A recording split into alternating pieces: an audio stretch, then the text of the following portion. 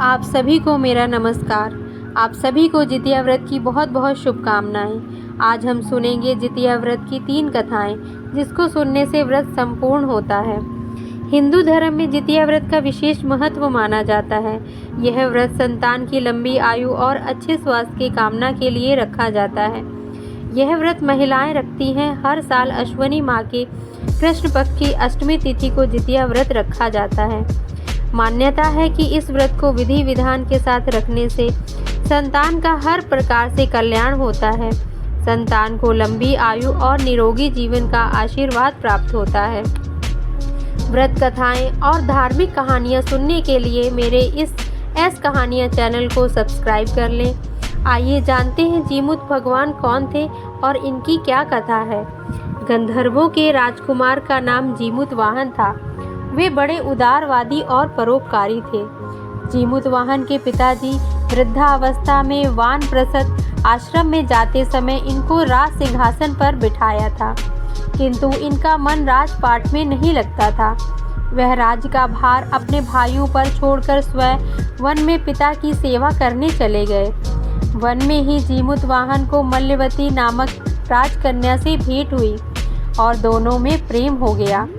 एक दिन जब वन में भ्रमण करते हुए जीमूत वाहन काफ़ी आगे चले गए, तब उन्हें एक वृद्धा विलाप करती हुई दिखी। पूछने पर वृद्धा ने रोते हुए बताया, मैं नागवंश की स्त्री हूँ। मुझे एक ही पुत्र है।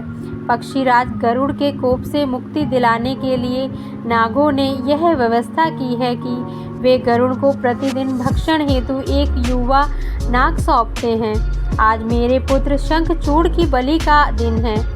आज मेरे पुत्र के जीवन पर संकट है और थोड़ी देर बाद ही मैं पुत्र विहीन हो जाऊंगी। एक स्त्री के लिए इससे बड़ा दुख क्या होगा कि उसके जीते जी उसका पुत्र ना रहे। जीमूत वाहन को यह सुनकर बड़ा दुख हुआ। उन्होंने उस वृद्धा को आश्वस्त करते हुए कहा, डरो मत, मैं तुम्हारे पुत्र के प्राणों की रक्षा करूंगा।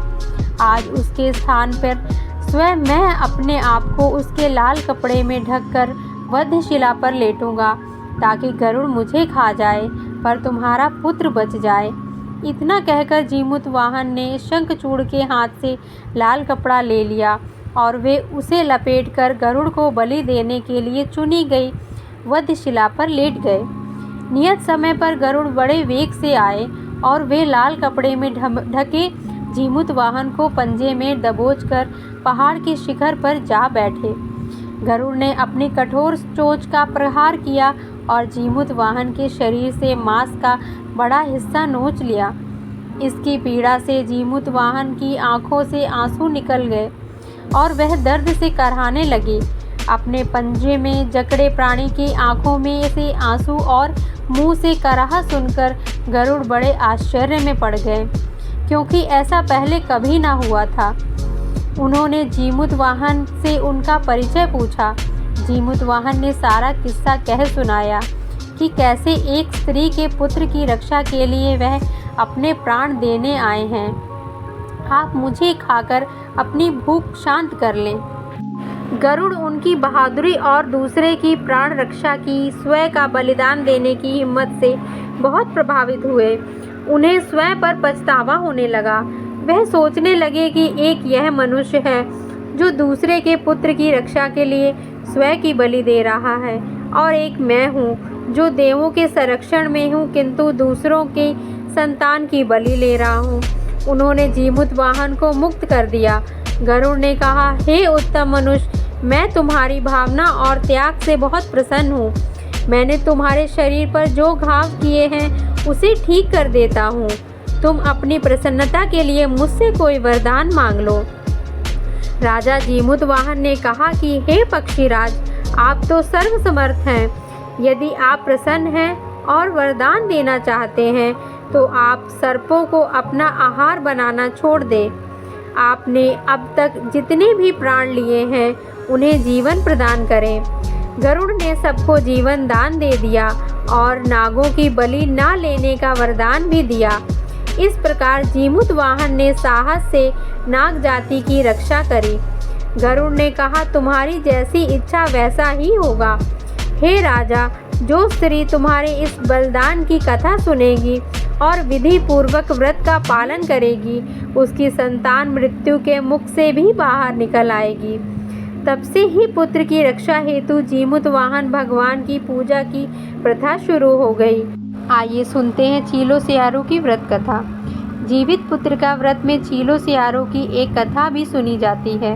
वह संक्षेप में इस प्रकार से है। एक वन में सेमर के पेड़ पर एक चील रहती थी। पास की झाड़ी में एक सियारिन भी रहती थी। दोनों में खूब पटती थी। चीलो भी जो कुछ खाने को लेकर आती, उसमें से सियारिन के लिए हिस्सा जरूर रखती। सियारिन भी चीलो का ऐसा ही ध्यान रखती। इस तरह दोनों के जीवन आनंद से कट रहे थे।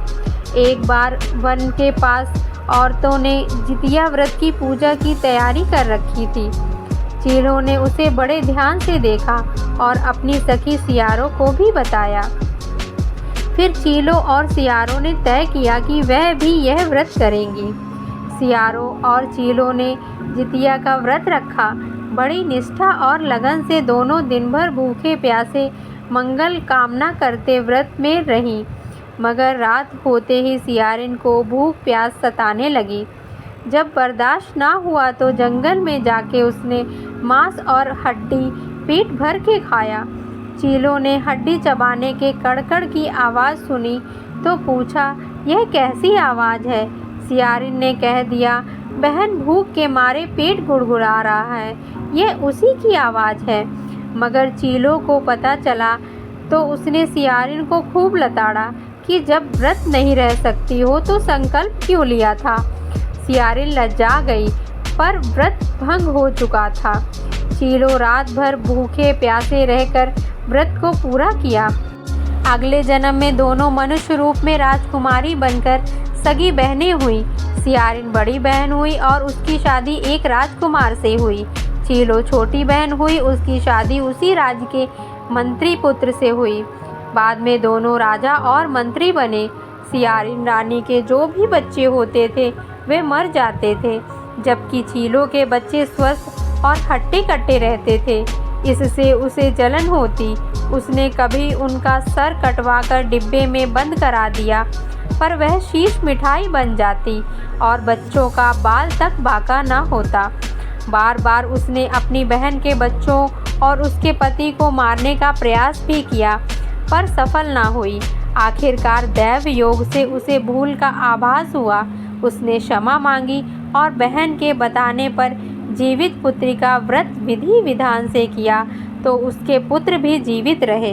यह कथा भगवान श्री कृष्ण से जुड़ी है। यह कथा महाभारत काल की है। महाभारत युद्ध के बाद अपने पिता की मृत्यु के बाद अश्वत्थामा बहुत ही नाराज था और उसके अंदर बदले की आग तीव्र थी, जिस कारण उसने पांडवों के शिविर में घुसकर सोते हुए 5 लोगों को पांडव समझकर मार डाला था। लेकिन वे सभी द्रौपदी की 5 संतानें थीं। उसके इस अपराध के कारण उसे अर्जुन ने बंदी बना लिया था और उसकी दिव्य मणि भी छीन ली थी, जिसके फलस्वरूप अश्वत्थामा ने उत्तरा की अजन्मी संतान को गर्भ में ही मारने के लिए ब्रह्मास्त्र का उपयोग किया, जिसे निष्फल करना नामुमकिन था। उत्तरा की संतान का जन्म लेना आवश्यक था, जिस कारण भगवान श्री कृष्ण ने अपने सभी पुण्यों का फल उत्तरा की अजन्मी संतान को देकर उसका गर्भ में ही पुनः जीवित कर दिया।